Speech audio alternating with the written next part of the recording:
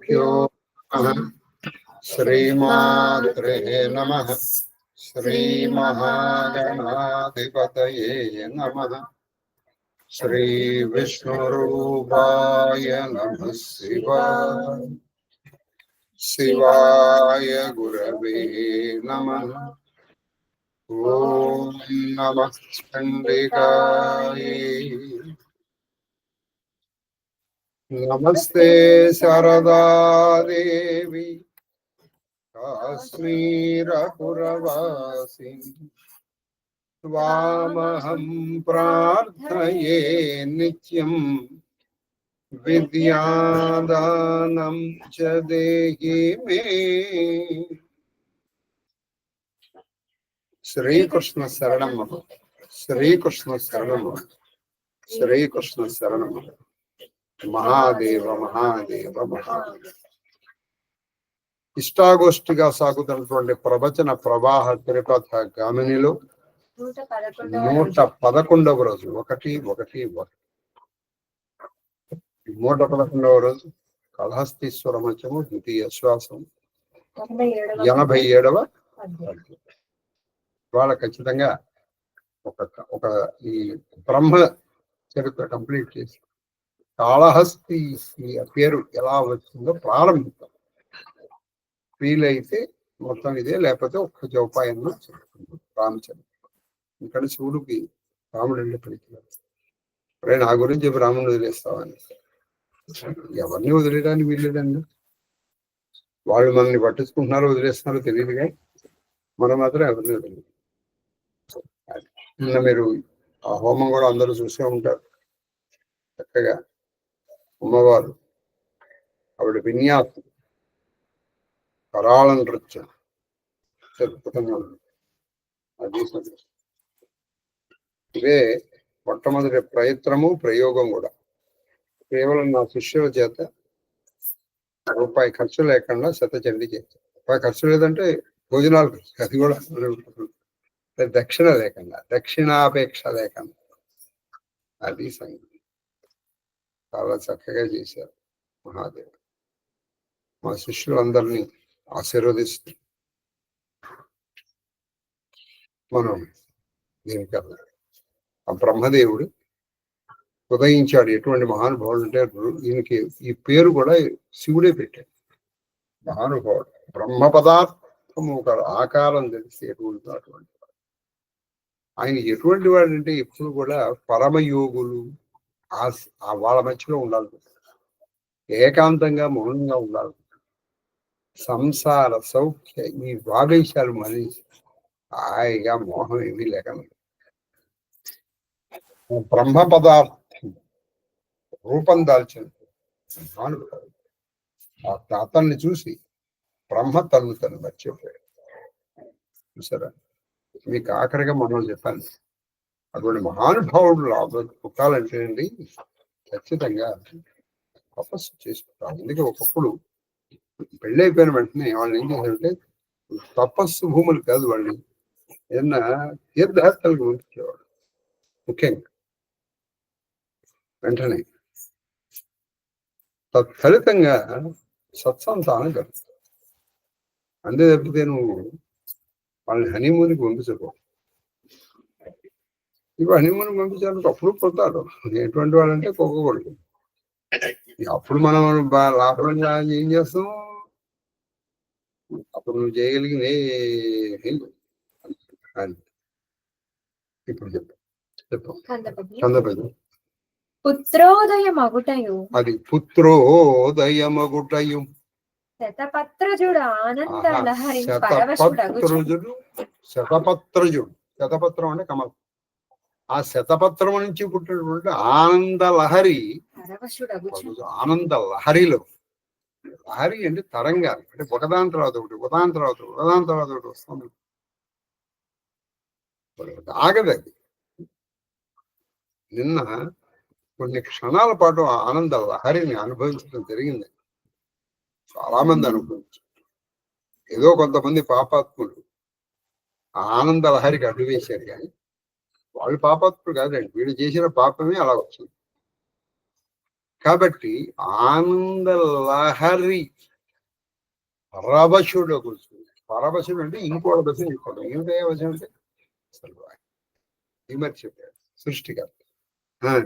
స్తోత్రంబు చేసే చూసారా, వెంటనే మర్చిపోకూడదు. మనకి వరం ఇచ్చిన దేవుడు మనం మొక్కుతాం, మన కోరిక కానీ వెంటనే చూసారా, నేను అంత కష్టపడ్డానో అయిపోయింది, ఇప్పుడు దేవుడు పోయాడు. నీ వినయం అక్కడే బయటపడుతుంది. నేను నా శిష్యులు కొంతమంది ఉన్నాడు, అందులో ఒక్క శిష్యురాలు నాకు గుర్తులేదు, కానీ ఎప్పుడు ఏ కార్యక్రమం చేసినా అంతా అయిపోయిన తర్వాత మళ్ళీ వచ్చాను.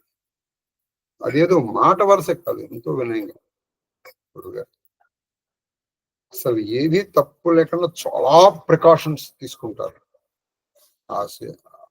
డిసైపుల్ మళ్ళీ వచ్చి గురుగారు ఏదైనా జరుగుతే క్షమించాలి. ఇది ఇప్పుడు కాదండి, కొన్ని సంవత్సరాలు. అసలు ఆ వినయానికి నిజంగా ఎక్కడన్నా కొంచెం తప్పు దొర్లినా అది నాకు వాళ్ళకి చెప్పబుద్ధి కాదు. కొంతమంది ఉన్నారు శిష్యులు, ఆయన ఇది తప్ప అవునండి ఏం చేస్తాం, ఇంత కథలో అవుతుంది మరి అని వాళ్ళ ఎదురుగా అడుగుంటాడు. వాళ్ళకి నేను నమస్కారం పెట్టేస్తాను. అది కాబట్టి ఈయన ఆ మరిచిపోకూడదు. శతపత్రజుడు అంతానంద లహరిలో పరవశుడై స్తోత్రంబు చేసే ఎవరిని?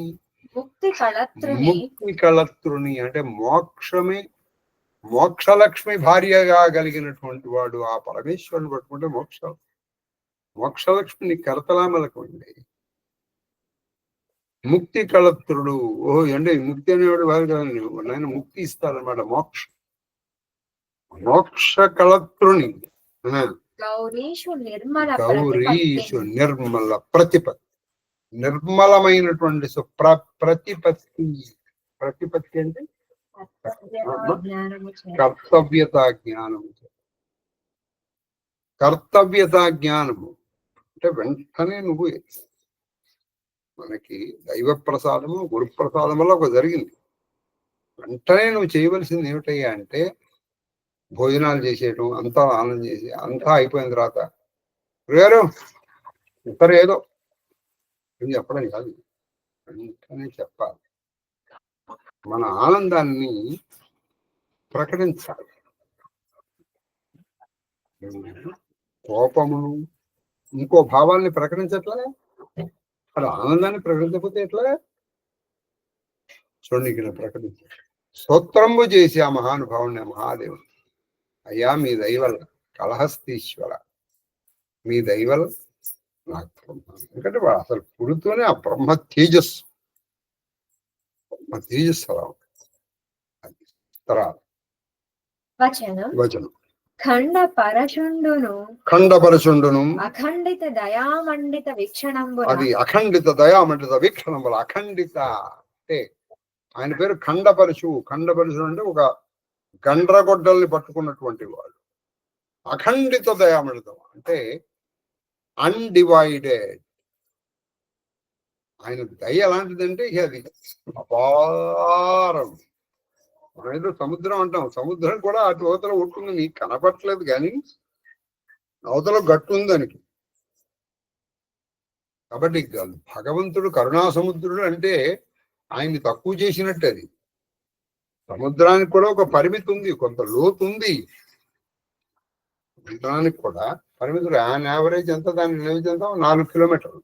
4 కిలోమీటర్ల తర్వాత నీకు సముద్రం లోతు ఆగిపోయింది. Mariana trench is the biggest part in the ocean. తెలుసా మీకు మెరియానా ట్రెంచ్? అది ఎక్కడుందో తెలుసా? ఫిలిప్పైన్స్ కి, మన భారతదేశానికి ఉంది దూరంలో. దాని లోతు ఎంత తెలుసా? 11,058 మీటర్లు. అంటే ఇంచుమించు 11 కిలోమీటర్లు. భూమి మీద హైయెస్ట్ ప్లేస్ ఏంటి? Mount Everest. దాని హైట్ ఎంత? 8,848 మీటర్స్. అంటే 8 కిలోమీటర్లు ఇంచుమించు. 8.5 కిలోమీటర్స్. అంటే మనము ఈ ఎవరెస్ట్ ని కిందకి ఇలా కోసేసి స్లైస్ అంటారు, ఈ మెరియానో ట్రెంచ్ లో వేస్తే అది కంప్లీట్ గా మునిగిపోయి ఇంకా 3 కిలోమీటర్లు వస్తుంది. ఎందుకంటే ఇది 11,000. 11,058 మీటర్లు. అంటే దానికి ఒక పరిమితి ఉంది. అంటే పరిమితి లేదు అసలు దానికి. ఇక మనకి అంతకంటే మించినటువంటి ఇది మనకి తెలియదు కాబట్టి ఆయన దయాసముద్రుడు కరుణాసముద్రుడు అనేది అంటున్నాం. అది అఖండితం. అంటే అఖండిత దయా వీక్షణ అంటే కళ్ళల్లోంచి వీక్షణములు అంటే చూపుల్లోంచి ఆ కరుణ అలా వచ్చేస్తుంది. ఎలాగా అఖండితముగా అలా కంటిన్యూస్ గా వస్తుంది అనమాట. ఖండితం అంటే ఏంటి? మనకి ఇప్పుడు మనం ఉన్నాయి, ఒక్కోసారి ఒకరి మీద దయగలుగుతుంది, అది ఖండితం. ఆయన ఎప్పుడూ దయే. ఆయన కళ్ళల్లోంచి ఎప్పుడూ వచ్చే దయ. శత్రువుల్ని చంపేటప్పుడు కూడా ఆయనకి దయే ఉంటుంది. ఎందుకంటే వాడు చంపితే కానీ వాడు ఆ శరీరం పోగొడితే కానీ వాడు ఆ చరిత్ర పోగలేదు. అందుకని ఆ అఖండిత దయామండిత వీక్షణ ఉండగచ్చు. ఎవరిని ఆయన చూస్తున్నాడు, బ్రహ్మదేవుడిని చూస్తున్నాడు ఆయన. ప్రత్యక్షంబై అంటే కళ్ళెదురుకుండా కనిపించాడు. అంతకు పూర్వం వరకు అంతటా ఉన్న ఆయన ఇప్పుడు కళ్ళ ఎదురుకుండా ఒక రూపు గట్టి కనిపించి ఒక ఖండపరుచుంది ఇలా పట్టుకుంటే గంటకుండదు. కమలజతనూభవనకు అంటే కమలము నుంచి వచ్చినటువంటి తనువు శిరస్సు కలిగినటువంటి కమలజతనూభవనకు, కమలము నుంచి వచ్చింది. ఇది పద్మం. ఆ పద్మం నుంచి వచ్చాడు కమలజ తనుభవం. ఇక్కడ ఇంకోటి కూడా ఉంది. కమలజ తనుభవుడు అంటే కమలం అంటే నీరు. నీరు నుంచి వచ్చింది ఏంటి? మళ్ళీ కమలమే. కమలం అంటే 2 అర్థాలు ఉన్నాయి. కమలం అంటే పద్మం అని ఒక అర్థం ఉంది, కమలం అంటే నీరుంది. కమలము నుంచి వచ్చింది కమలం. ఆ కమలము నుంచి వచ్చినటువంటి తనూభవుడు, అందు నుంచి వచ్చినటువంటి వాడు. అది రుభువము. రుభువు అనేది నామం వనరింప అనుగ్రహించి. అయినా బ్రహ్మదేవా నీ కొడుక్కి రుభువు. ఏరు అది రు రకార అరు మామూలు రు కాదు, అరు. అరులో రు రుభువు అనే నామకరణం పెట్టిన ఆయన. పేరు ఎప్పుడు ఇంట్లో పెద్దవాళ్ళు పెట్టాలండి, అది ధర్మం. మొన్న ఎవరో అంటున్నారు, మీరు పెట్టే పేర్లు ఏంటో చాలా రేర్గా ఉంటాయి. ఈ మధ్య మా శిష్యులకు ఒకరు కొడుకు పుడితే విజయోత్కంఠ అని.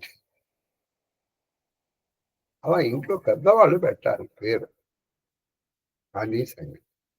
అంతే కదా. మనం గూగుల్ సెర్చ్ చేసి అర్థం పర్థం లేదు కొన్ని పేర్లు పెడతానండి. మరి నేను సరస్వతి సహస్రం చదివాను. అదేదో ఏంటంటే నా పేరు చెప్పారండి, నైరానో నమినో ఏదో చెప్పారు. ఎవరు రాయి పేరు ఏంటి అంటే సరస్వతి దేవి. నేను తర్వాత సరస్వతి సహస్రం మొత్తం వెతికే. ఎక్కడ ఇది ఎలా ఉందంటే నై రా రై అథవా నై అంటే లేదు అని. ఓహో నేను అలా అనుకున్నాను. సరస్వతి దేవి అంటే బ్రహ్మ పదార్థం. రై నై ప్రపంచం లేదురే అని చెప్పడమేమో అనుకున్నాను.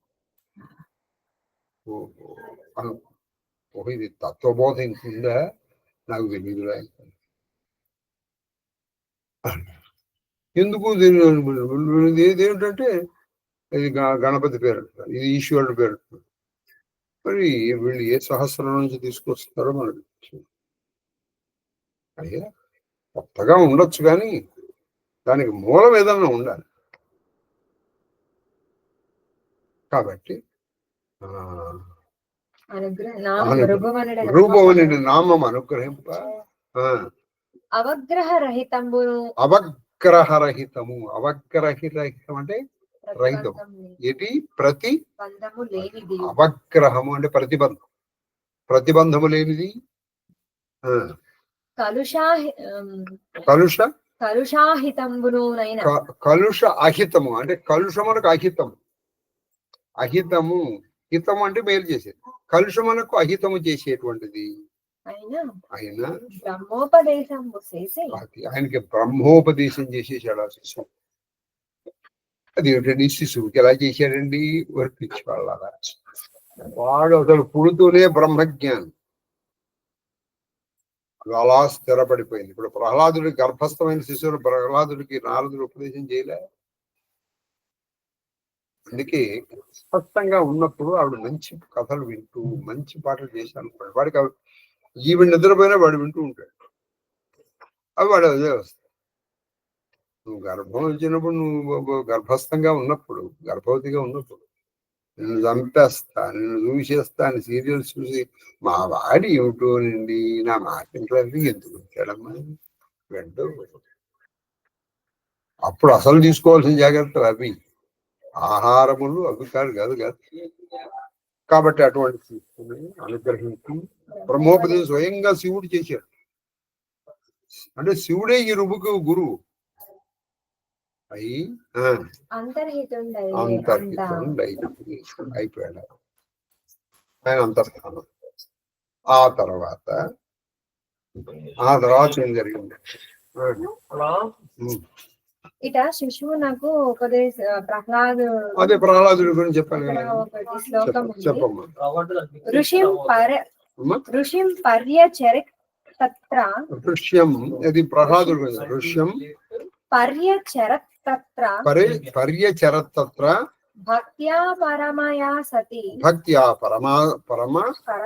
పరమయా సతి అంతర్వత్ని అనుంది. అంతర్వత్ని స్వగర్భస్య క్షేమాయే క్షేమాయేచ్చ ప్రసూతాయే ఋషి కారుణి తస్తస్య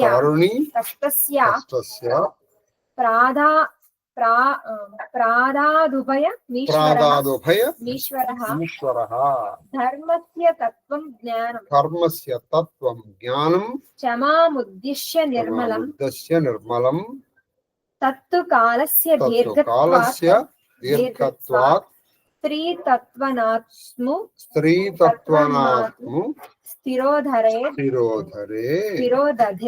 స్థిరోదధే ఋషిగణానుగ్రహీతాం మాం నాదునాప్య జహత్ స్మృతి. అంటే ఋషులు అలా ఉపదేశం చేస్తే మంచి మంచి తర్వాత శార్దూల పద్యం. కోరెన్ వెండియు కన్నవారలకు సంక్షోభింపక. ఆయన వెళ్ళి పుట్టాడు, పుడుతూనే అన్నా అయిపోయింది ఎవరితోనే మా అమ్మను వదిలేసి వెళ్ళాలి, మా నాన్న వదిలేసి ఏమీ లేదు. ఎవరమ్మా ఎవరు వాళ్ళని వదిలి వెళ్ళడానికి ఆయన భయపడ్డాం. కానీ వాళ్ళ అనుమతి తీసుకోవాలి, ఎందుకంటే వాళ్ళ గర్భం నుంచి వచ్చారు కాబట్టి. కోరెన్ వెండి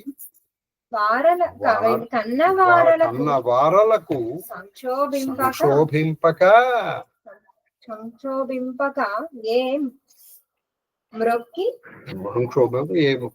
సంక్షోభింపకయే మృక్కి. అంటే వాళ్ళని వదలి వెళ్ళిపోతున్నాను ఏ దిగులు లేకుండా వాళ్ళకి నమస్కారం చేసేది. వెళ్ళిపోలేదండి, శుకుడు వెళ్ళిపోలేదు, వ్యాసుడు వెళ్ళిపోలేదు. ఇది వెళ్ళిపోవాలి. వీళ్ళు పట్టుకుంటే ఎన్నాళ్ళు పట్టుకుంటావు బంధం ఏర్పడుతుంది.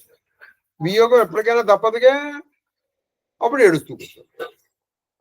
అది అందుకే వానప్రస్థాశ్రమం పెట్టింది. నెమ్మదిగా డిటాచ్. ఒక వయసు వచ్చిన తర్వాత నెమ్మదిగా డిటాచ్మెంట్ కావాలి. లేదు అలవాటు కాలేదు, ఏడుస్తావు తర్వాత. అదే ఏడుస్తావు, ఏడుపు గాయం కంపల్సరీ. అది ఆత్మారామత్వమున చలింగి అంటే కేవలము తనలో తను రమిస్తూ. అంటే నేను ఈ శరీరము కాదు, శరీరం నుంచి వచ్చింది ఏంటంటే కేవలము శుక్ల శోణిత మిశ్రమమైనటువంటి శరీరం. ఇది ఎప్పుడైనా పడిపోయేది, ఇది శాశ్వతం. ఇందులో ఉన్నటువంటి ఏ చైతన్యం ఉందో అది ఆ చైతన్యం అందరిలోనూ ఉంది అని తెలుసుకున్నటువంటి వాళ్ళని దాన్ని ఎప్పుడు దాన్ని ఏమంటారంటే స్వాత్మారామ, మన పరమేశ్వర గురువుకి చెప్పేటువంటి మాట స్వాత్మారామ. ఆత్మారామం అనేటువంటి మాటలు అంత వస్తుంది. స్వాత్మారామ పంజర బిలీన అని చెప్తారు పరమేశ్వర గురించి. పంజరము అంటే ఏమిటంటే అదొక ఇది పెడతారు కేజ్, అందులో విలీనము అంటే కలిసిపోవాలి. ఏ దాంట్లో? నీ ఆత్మారాముల్లో కలిసిపోవాలి. దాన్నే షట్భావ సమాధి. కాబట్టి ఇక్కడ ఏం చెప్పారంటే ఆత్మారామ ఇది అంటే అప్పుడు నేను ఇది అయినప్పుడు ఈయనెవరు ఆయన ఎవరు? అది నా తల్లి అంటే కేవలం ఈ శరీరం మనకు. ఆ చైతన్యం మనకు తల్లి లేదు, తండ్రి లేదు. ఎందుకు లేదు? అది అసలు పుట్టలేదు. పుట్టింది అంటే ఇప్పుడు కొత్తగా వచ్చింది, ఇది కొత్తగా వచ్చేది కాదు. అది పుట్టింది అంటే చావాలి. పుట్టింది అంటే చావాలిగా, దానికి చావాలి. నయనం చెందుంది శస్త్రాన్ని అని చెప్పాల. కాబట్టి ఎప్పుడు దాన్ని ఆత్మారామ స్థితిలో ఉన్నటువంటి వాడు అప్పుడు ఏది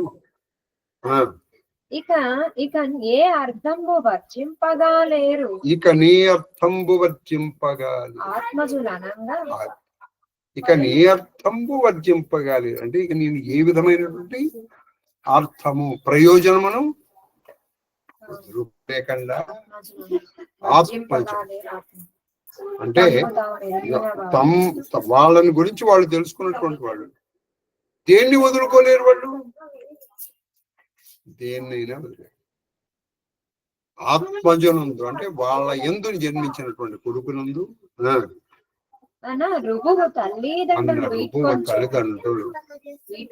తల్లిదండ్రుల దగ్గర వీడ్కోలు తీసేసుకున్నారు. వాళ్ళు అందరినీ వదిలేశారు. ఎవరితో అయినా నువ్వు వచ్చినా ఎవరు నాన్న నీకు తండ్రి కొడుకు? ఈ శరీరం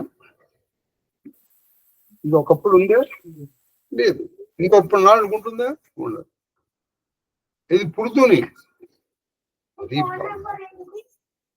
కానీ మెట్ట వేదాంతం కాదండి, అది సంగతి. మళ్ళీ మరి ఎవరు నేను కానీ మళ్ళీ మాట ఎందుకంటే శరీర మర్యాదని పాటిస్తున్నాడు. శరీర మర్యాదని పుణ్యారణ్యంబుల అయిపోయాడు, వెళ్ళిపోయాడు, అరణ్యాలకు వెళ్ళిపోయాడు. అరణ్యాల్లో పుణ్యారణ్యంబుల పుణ్యశైలంబుల గొప్ప గొప్ప పర్వతాల్లో చేయాలని తపస్సు. పర్వతముల పైన గాని అరణ్యంలో గాని చేసిన తపస్సు మాత్రమే ఫలిస్తుంది. ఎందుకంటే మనం ఇక్కడ చేసామనుకోండి, ఇప్పుడు ఈ ఇంట్లో ఇది అంత హింసతో చేశారు. ఈ ఇల్లు ఇల్లు అంటే ఏ ఇల్లు అయినా కాంక్రీట్ అంటే ఏంటంటే అది కాల్చబడింది. అందుకే మహానుభావులు కాంక్రీట్ రూపంలో ఉండేవాడు కాదు, వాళ్ళు తాటాకుల్లో ఉండేవాడు. కాబట్టి నీ తపస్సు ఇక్కడే పోతుంది కొంత. అందుకని వాళ్ళు అరణ్యాలు కుటీరాలు అలాగే పుణ్యశైలం కూడా శ్రీశైలం ఉంటుంది, హిమవత్ పర్వత ప్రాంతం. అటువంటి పర్వత ప్రాంతం బ్రహ్మజ్ఞాని అయి త్రిమ్మరం ఎక్కడ తిరుగుతుంది. ఆ స్థలంలో కూర్చోవడం, ఆ ప్రదేశంతో తనకి ఏమాత్రం అనుబంధం వస్తోందని అనుకున్న ఆ ప్రదేశాన్ని వదిలేసేవాడు. వస్తోందని అనుకుంటే చాలు, ఎందుకంటే వచ్చిందో మళ్ళీ పోదు. అది ఎందుకంటే నూనె అంటించుకోవడం తేలికే, కడుక్కోవడమే చాలా కష్టం. ఒక జిడ్డు అంటించుకోవడానికి ఇంకో జిడ్డు పట్టుకోవాలి. ఇప్పుడు మీరు ఎప్పుడన్నా పనసకాయ జరుగుతుంది, ఆ జిడ్డు ఉంటుంది. ఆ జిడ్డు వదులుకోవడం ఏం చేస్తారు, ముందర నూనె జిడ్డు రాసుకుంటాం. మళ్ళీ ఈది పోవడానికి మళ్ళీ ఇంకోటి. జిడ్డు అంటూ అంటుకుంటే ఇంకో జిడ్డు పట్టుకోవాలి. ఎందుకు వచ్చింది ఇది? కాబట్టి అసలు ఆయన తిరుమలేవాడు. ఇప్పుడు మనం ఏదో పుణ్యాలలో అక్కడే ఉండొచ్చు కదండి, మళ్ళీ ఆ ప్రదేశంతో అనుబంధం ఏర్పడితే ఏది ఇవ్వను. అందుకని ఉండేవాడు కదా. అందుకని తిరుగుతారండి బ్రహ్మజ్ఞానులు. ఎందుకు తిరుగుతారంటే ఆ ప్రదేశంలో ఉన్నారు, ఆ ప్రదేశంలో ఉన్న వ్యక్తులతో ఏర్పడచ్చు. రోజు ఒక ఆయన నుంచి నమస్కారం పెడుతూ ఉంటాడు, ఆయన వ్యక్తులతో ఏర్పడచ్చు. అక్కడ ఉన్నటువంటి పశు పక్షులతో ఏర్పడచ్చు. మళ్ళీ నీకు ఒక దానితో అనుబంధం ఏర్పడిందంటే ఇంకో దాంతో లేనట్టేగా. దాంతో కూడా ఉంటారు. ఇప్పుడు ఒక ఆవు వచ్చి రోజు నీ దగ్గర కూర్చో. ఓ రోజు నువ్వు జపం చేసుకుని కళ్ళు తెరిచేటప్పటికి ఆవు లేదు. ఇది రోజు వచ్చేది ఆవు అయిపోయింది. నీ అటెన్షన్ డైవర్షన్. అంటే ఈ ఆవు కోసం నువ్వు చేస్తున్నావు, అప్పుడు దానికోసం అది ఆవు కావచ్చు. అందుకని కేవలం వ్యక్తులే కాదు, పశువులు, పక్షులు, ప్రదేశం. ఒక చోట కూర్చున్నావు, చక్కగా రోజు కూర్చునేటప్పటికి అక్కడ నీకు పువ్వు పడేది, పువ్వులన్నీ పోయినాయి. అయ్యో చెట్టు మూడైపోయిందిరా అంటే ఒక దాంతో నీకు అనుబంధం ఏర్పడింది. అంటే దీంతో ఏర్పడిందంటే మిగతా చెట్టుతో లేదనంటేగా. నా అనే భావం ఏర్పడిందంటే బ్రహ్మజ్ఞానానికి అదే పెద్ద విరోధం. నా అనే భావమే బ్రహ్మజ్ఞానములకు విరోధం. నా ఇల్లు, మీకు మొన్న చెప్పాను నేను, నా ఇల్లు, మా నా అనే ఎప్పుడైతే నువ్వు అన్నావు అదే పెద్ద అయిపోయింది. నువ్వు పడిపోయావు, నాశనం. ఇది తెలుసుకోలేక దశరథుడు రాముడు అంతటి వాడిని కన్నా ఓహో ఏడ్చాడు. తెలుసుకున్నాడు కాబట్టి రాముడు అడవైతే ఏమిట్రా అయ్యి వచ్చేది. మళ్ళీ అది తెలుసుకున్న వ్యక్తి సుమిత్ర. తెలుసుకున్న వ్యక్తి సుమిత్ర, ఒరే రాముడు అక్కడ ఉంటే అదే అడవిరా వెళ్ళినాయన. మీరు బాగా గుర్తు చూడండి. మీరు కథ మనం కథగా తీసుకుంటున్నాం కూడా మనకు తెలియట్లే. కానీ కౌసల్యన్న జాగ్రత్తలు చెప్పింది, సుమిత్ర జాగ్రత్తలు కూడా చెప్పలేదు. ఆయన అరణ్యమే జాగ్రత్త. ఎందుకని? సీతారాములు ఉన్నారు అక్కడ. సీతారాములు ఉండంగా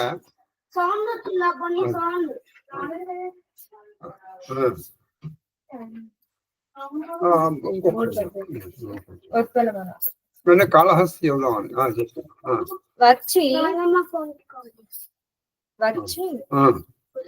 నిదాఘుడు ఆ రుఘువు వంక అది వచ్చి అలా తిరుగుతూ ఉంటే ఒకప్పుడు ఒక మహాముని ఉన్నాడు. వచ్చి విదాగుడు ఒక మహానుభావుడు, ఆయన పేరు విదాగుడు. ఆ రుఘువు వంక పరాపర వస్తు దర్శనం అచ్చుపడంగా చేసి, అది పరాపర వస్తు దర్శనం అచ్చుపడంగా చేసి, అంటే మనం అంటే అచ్చు బుద్ధినట్టు. కాబట్టి ఈ మాటల్ని బట్టండి నేను అనుకుంటాం ఈ అచ్చు యంత్రము ఉంది. ఇప్పుడు మనకేంటంటే Gutenberg was the person who invented printing press. అప్పుడే అంచు యంత్రం ఉంది. కాబట్టి ఈ అచ్చు అనే మాట ఏదో ఉంది. మీరు భారతంలో కూడా ఈ మాట కనిపించింది. అలాగే తెలుగు వాళ్ళకి ఇది ఉంది. అరే నాకు ఇది ఇస్తామంటే ఒకప్పుడు అనేవాళ్ళు అండి. ఇప్పుడు తెలుగు మర్చిపోయిన మనకు తెలియదు, కానీ మా చిన్నప్పుడు అనేవాళ్ళు, నాకు ఇది అచ్చంగా ఇస్తావా, అచ్చంగా ఇస్తావా. అచ్చంగా దీని మీద ఇచ్చిన వాడికి రైట్ ఏమి ఉండదు.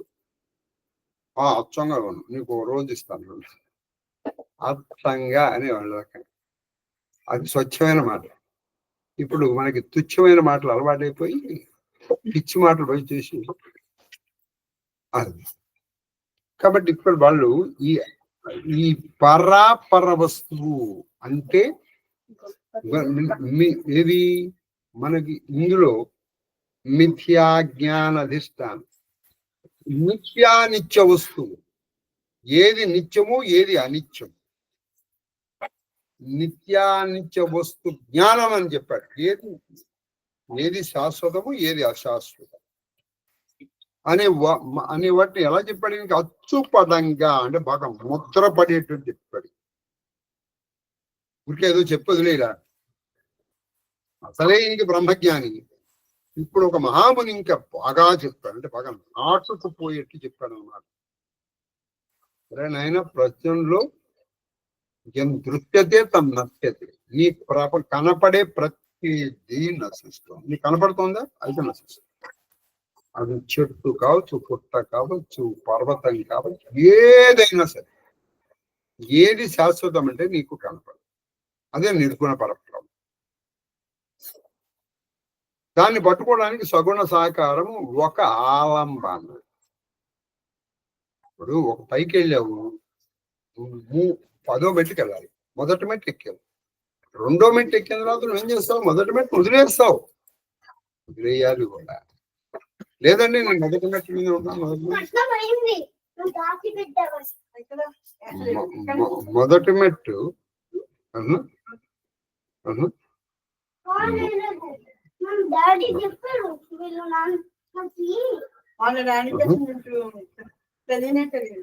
కాబట్టి అచ్చుపడంగా చేసి, కాబట్టి ఆ అచ్చు గుద్దేటట్టు చెప్పింది చేసి అది ఈయన తీసుకెళ్ళి ఇంకో గొప్ప వాళ్ళకి పరిచయం చేశారు. సనకాదులు నలుగురు మహానుభావులు భాగవతం చెప్పుకునేటప్పుడు ఎన్నోసార్లు వీళ్ళ పేర్లు చెప్పారు. వాళ్ళ పేర్లు వింటే మనం నలుగురిని కలిపి సనక సనందనాథులు అంటారు. సనకుడు, సనత్ సుజాతుడు, సనత్ కుమారుడు, సనందుడు. అందుకే సనక సనందనాథుడు. సనందుడు, సనత్ సుజాతుడు, సనత్ కుమారుడు అండి, సనకుడు, సనత్ సుజాతుడు, సనందుడు, సనత్ కుమారుడు అనే నలుగురు. వీళ్ళు పుడుతూనే బ్రహ్మజ్ఞానంతో పుట్టారు. వీళ్ళు సనక సనందనాథులు ఎప్పుడు 5 ఏళ్ల వయసులోనే ఉంటారు. ఈ మొత్తం భాగవతం, అసలు ఈ భాగవతంగా ఇవన్నీ రావడానికి వాళ్ళే కారణం. వాళ్ళు ఎప్పుడు 5 సంవత్సరాల వయసులో ఎందుకు ఉంటారో కూడా మనం అప్పుడు నేర్చుకుంటాం. వాళ్ళ దగ్గరికి తీసుకెళ్లి పరివేశాలి. అయినా సరే, ఒక మహానుభావుడు తీసుకెళ్తే ఇంకో మహానుభావుడి దగ్గర తీసుకెళ్తాను. వాళ్ళకి ఎంత అయిపోయినాయన ఈయన రుపు ఈశ్వర ప్రసాదంతో పుట్టాడు అని చెప్పి చూప ఆ సచ్చరిత్రులు అంటే చరిత్రులు, సత్యమైన చరిత్ర కలిగినటువంటి ఆ సనక సనందనాథుడు సమస్త ముని చంద్రులకు కరుణార్ద్ర చిత్తులై ఇచ్చేరి బ్రహ్మ విద్య. సమస్త ముని చంద్రులకు, అందరు ముని చంద్రులకు, ముని చంద్రుడు, ఇంద్రుడు, ఇవన్నీ కూడా శ్రేష్టమైన వాచకాలు. అంటే వాళ్ళు శ్రేష్ఠులు అని చెప్పడానికి మనం చెప్తున్నాం. ముని ఇంద్రుడు, ముని చంద్రుడు. అలాగే జంతువులు కూడా చెప్తారు మరి. వ్యాఘ్రము, తర్వాత ఏనుగు, వృషభము, ఇవన్నీ శ్రేష్టమైన మాటలు చెప్పడానికి. కపి వృషభము అంటారు. ఇవన్నీ శ్రేష్టమైన మాటలు. కపిశార్తూలము. కాబట్టి ఇందులో కరుణార్ధ చిత్తులై ఇచ్చిరి. ఏం కావాలి? ఏం కావాలి?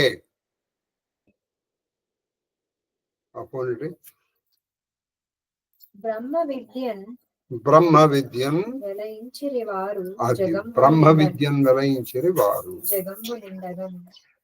అంటే వాళ్ళు బ్రహ్మ విద్యాన్ని మొత్తం జగత్తుంతా. అప్పుడు ఆయనకి ఎక్కడ పడితే అక్కడే కనిపిస్తున్నాడు పరబ్రహ్మ. అసలు ఈయనకి ఎక్కడికి వెళ్ళగలేదు. అప్పట్లో ఆయనకి ఇక మంచి చెడు తేడా లేదు. మీరు ఎప్పుడన్నా కాశీలో త్రైలింగ స్వామి దానికి ఏంటి వెళ్ళారో నాకు తెలియదు, కానీ అనుభవం. ఆయన్ని ఒకసారి అరెస్ట్ చేశారు బ్రిటిష్ వారు. ఎందుకు అరెస్ట్ చేయండి? ఆయన ఎప్పుడు బట్టలేకనే తిరిగావు. వాడు నువ్వు ఆయనకి అరెస్ట్ లెక్క అది చేసుకో కూర్చొని. ఒక ఆయన పిలిచాడు. సాయంకాలం అయింది, నేను సంధ్యావందనం చేసుకోవాలి, గంగ ఒడ్డుకి వెళ్ళాలి. అయ్యి నువ్వు అరెస్ట్ అయ్యా, నువ్వు ఎక్కడికి పోలేకపోవాలి సరే అని వాడు అటువైపుగా వెళ్తున్నాడు, గంగ వైపు. ఈయన వెళ్ళి అక్కడ సంధ్యావందనం చేసుకున్నాడు. ఆశ్చర్యపోయాడు. వాడు ఆశ్చర్యపోయి ఇదేంటి, వీడు ఎప్పుడు తప్పించుకున్నాడు ధైర్యంలోంచి, పరిగెత్తుకుంటూ వచ్చాడు. ఈయన జైల్లో కూర్చొని జైల్లో కూర్చొని ఈయన జపం చేశాడు. ఈయన ఇక్కడ ఉన్నాడు, అక్కడ ఉన్నాడు. అప్పుడు అర్థమైంది వాడు, ఈయన మనం పెట్టలేను రా. ఆయన ఎన్నున్నాయో త్రైలింగ స్వామి గారు, ఆయన మన తెలుగువాడు. కాశీలో వెళ్ళిపోయి అలాగే ఎన్నో ఉన్నాయి. ఇప్పుడు ఇందుకే అందుకే నిత్యానిత్య వస్తువులు జగమంతా ఉండేది.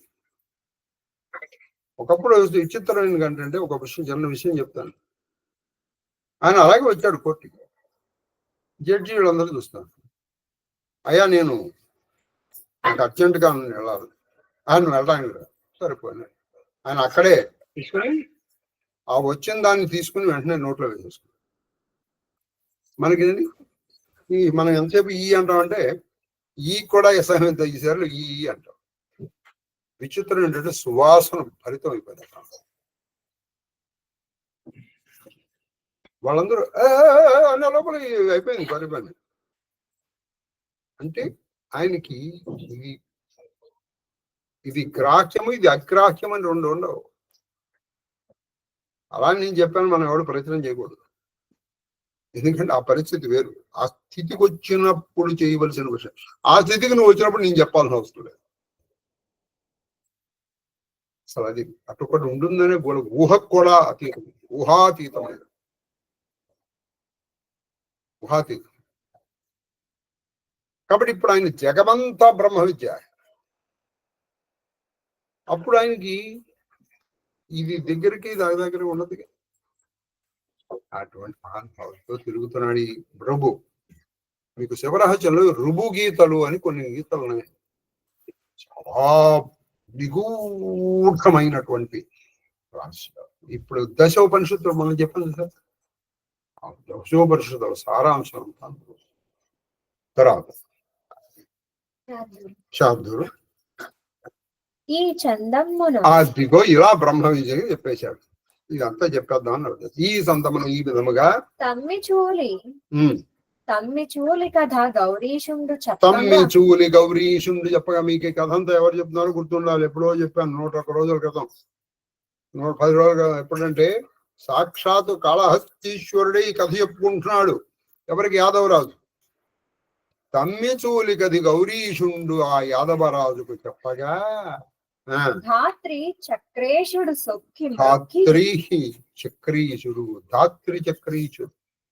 సొక్కి ఎంతో ఆనందించి మ్రొక్కి, ఏది జంగమ రూపంలో ఉన్న శివుడికి, ఆయనే కాళహస్తీశ్వరుడు అన్న విషయం ఆయనకి తెలియదుగా, యాదవరాజుకి తెలియదు, ఆ దాసికి తెలియదు, కానీ ఆయనే కాళహస్తీశ్వరుడు. శ్రీకాళహస్తి శతాప్రాచుర్యం. అది శ్రీకాళహస్తి శత అంటే ఈ కాళహస్తి అనేటువంటి శతాప్రాచుర్యము. ఈ పేరు ఎలా వచ్చిందండి? పేరు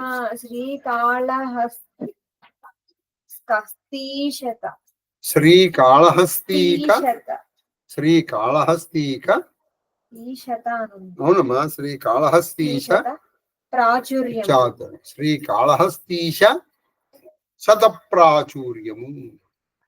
ఇది బాగా ఎలా వచ్చింది? అసలు బాగా విచిత్రంగా ఉంది. ఇప్పుడు తిరుపతి, తిరు అంటే గొప్ప, పతి శ్రీశైలము గొప్ప. కానీ ఇది ఏమిటంటే శ్రీ అంటే పురుగు, కాళము పాము, హస్తి ఏనుగు, ఎలా వచ్చింది ఇది? ప్రాచుర్యం పురాణ సిద్ధముగా జగన్నాయకుడు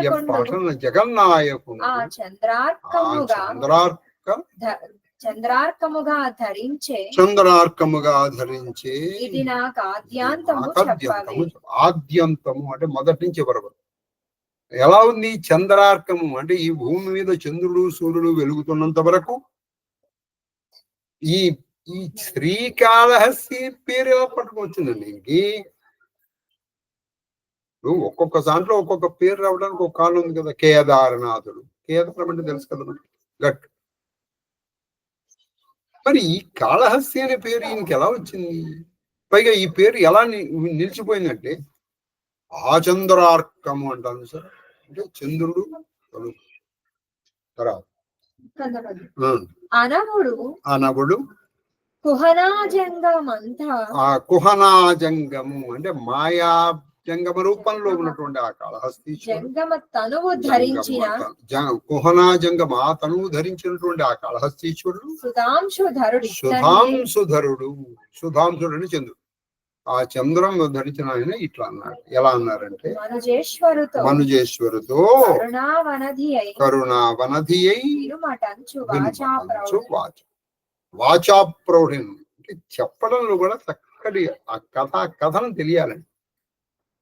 నువ్వు కథనం తెలియకుండా ఇప్పుడు నేను కొంతసార్లు చూడను కదా ఉన్నారండి. ఆ సినిమాలో ఏంటంటే వాడు వస్తాడు, వీడిని పిలుస్తాడు, వాళ్ళిద్దరు కలిసి వెళ్తారు.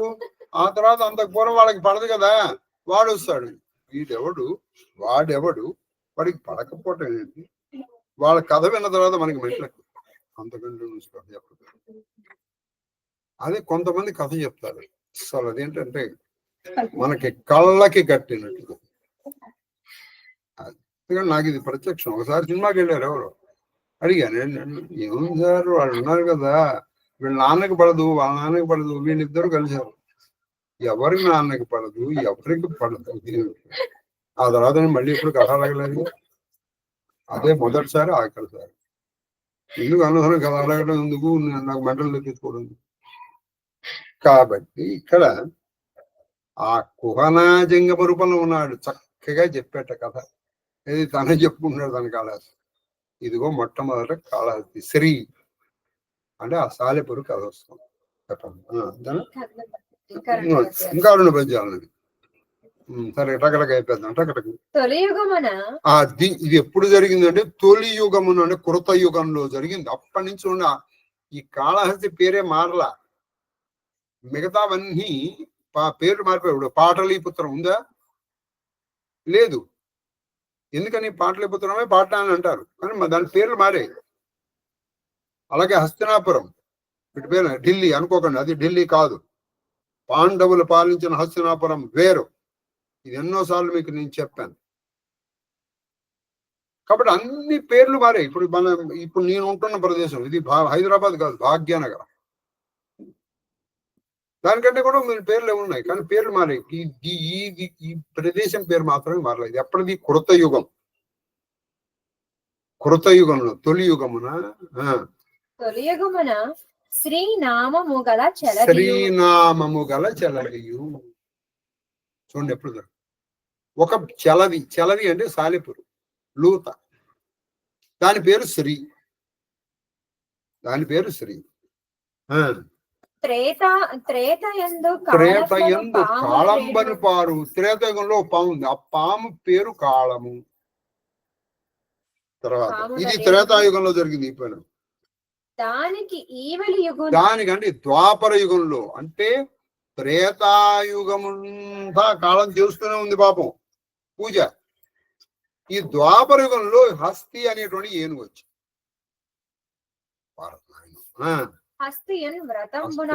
వ్రతంబున వీళ్ళు వ్రతంతో కొలిచారు. ఆ స్త్రీ అనేది ఎప్పుడు కలిసింది? ఎప్పుడో కృతయుగం. అందుకని నాకు శ్రీకాళహస్తి అనే పేరు వచ్చింది. తర్వాత ఈ కలియుగం గురించి లేకుండా ఇవి మనం రేపు నేర్చుకున్నాం, సరేనా? ఎందుకంటే వాళ్ళు చౌపాయి ఒకటి నేర్చేసుకుని వేశారు. చౌపాయి అంటే రామచరిత్ర గురించి మనం చెప్పాలనుకుంటున్నాం. మళ్ళీ శివుడికి అక్కడ కోపం వస్తున్న భయంతో చెప్తున్నాను. ఓపిక ఉండి కాదు, నిజానికి ఓపిక లేదు అని చెప్పాలి.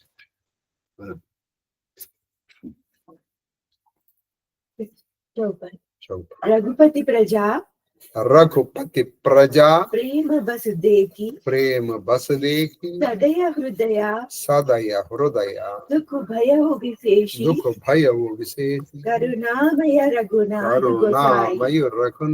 గోసాయి బేగి పాయి पीर पराई పేగి పరాయి पीर पराई పేగి పరాయి कही सप्रेम కహి సప్రేమ मृदु वचन सुहाए మృదు వచన సుహాయి बहुविधि राम लोग समुझाए బహువిధి రామ లోక సమజాయి किए धर्म उपदेश ధర్మ गनेरे ఉపదేశ गनेरे గణేరే लोक प्रेम లోక ప్రేమ बस फिरहि ना फेरे రహిన పేరే सील स्नेह శీల సనేహు चाड़ी नहीं जाई చాడి నహి జాయి असमंजस అసమంజస बस बे रघुराई బసబే రఘురాయి लोग सोगा లోక సోగ श्रम बस गए సమ सोई బస గయే सोई సోయి कछुक देव मया కచుక देव దేవమయ माया దేవమాయ मति मोई మతి మోయి जब ही जाम జబహి జామ जुग जामिति बीती జుబ్ जामिनी बीती జామిని భీతి राम सचिवा రామ సచివ सन कहे वो सप्रीति సన కహేవ సప్రీతి को जुमारी కోచు మరి रधु हाकऊ रधु हाकऊ ताता ఆకౌ తాత आव उपा आन उपाया ఆన ఉపాయ बनी ही नहीं बाता బనహి నహి భాత ప్రేమ పరోషులైన తన ప్రజలను చూచి దయాళువైన శ్రీరాముని హృదయం ద్రవించెను. అది ప్రేమ పరవచ్చులైంది ఎంతమంది నా కోసం ఇస్తారు శ్రీరామ అనుకుని పాపం శ్రీరామచంద్ర ప్రభు కరుణామయుడు ఇతరుల దుఃఖమును అది వెంటనే కరుణ. గ్రహించును. ఆయన కరుణ ఇతర మందుల దుఃఖాలు తొందరగా గమనిస్తారు పాపం ప్రేమ పూర్వకముగా కోమల మధుర వచనములతో వారికి అనేక విధములు నచ్చి చెప్పాను. అది ప్రేమ పూర్వక అనేక విధాలుగా మా పెట్టుకున్నాము దశరథ రాజు మీరందరూ మీలో నన్ను చూసుకుంటారు దశరథ మీరందరూ వచ్చేస్తే ఎలాగ మా నాన్న మీకు తెలుసుగా మా నాన్న అంటే నాకు అనిపిస్తుంది అలా అన్నీ చెప్పారు ధార్మికమైన ఉపదేశములను ఇచ్చాను అది కానీ ధార్మికమైన ఉపదేశాలు ఇచ్చారు నువ్వేమన్నా చెప్పరామా నిన్ను వదిలి మేము ఉండలేం. కానీ ప్రేమ విఫలురైన వారు తిరిగి పోగొట్టకు సమ్మతించలేదు. ప్రేమానికి లోలేప నువ్వు చెప్పినవన్నీ కరెక్టే కానీ నువ్వు లేకనా శ్రీరామచంద్రుని ఎడగల తమ స్నేహశీలములను వారు విడవలేకపోయి ఆ శ్రీరాముడి పట్ల ఉన్నటువంటి స్నేహం అన్ని భక్తి అంటారు అది వాడు వదలలేక శ్రీరాముడి ధర్మ సంకటమును చిక్కుకొనెను. ఇప్పుడు ధర్మ సంకటంలో చెప్తున్నారు శ్రీరాముడు ఆ రాత్రి శోక శ్రమాల కారణముగా ప్రజలందరూ నిద్రలో మునిగి ఉండిరి.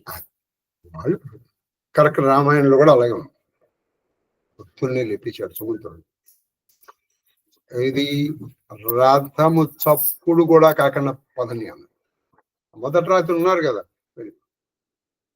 వీళ్ళు వెళ్ళిపోయేటప్పుడు కూడా కొంత దూరం నడిపి ఆ తర్వాత రథాన్ని అక్కడ ఆపేసి వెళ్ళిపోతారు ఎందుకంటే రథం గుర్తు చూసుకుని వెళ్ళొస్తే దేవతల మాయ వలన కూడా వారి బుద్ధి మోహంలో పడిపోయారు.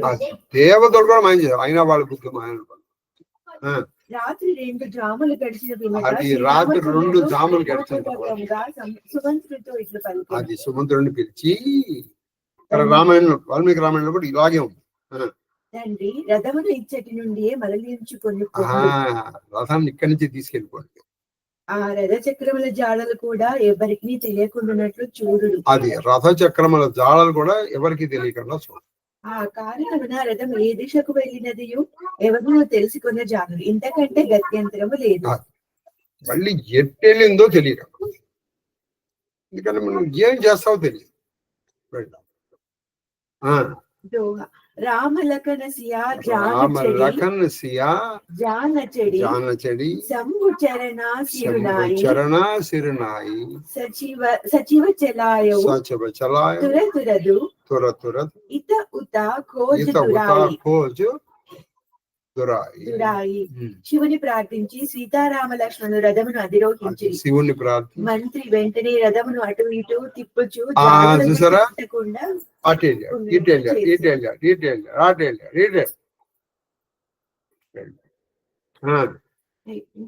ఇంకోటి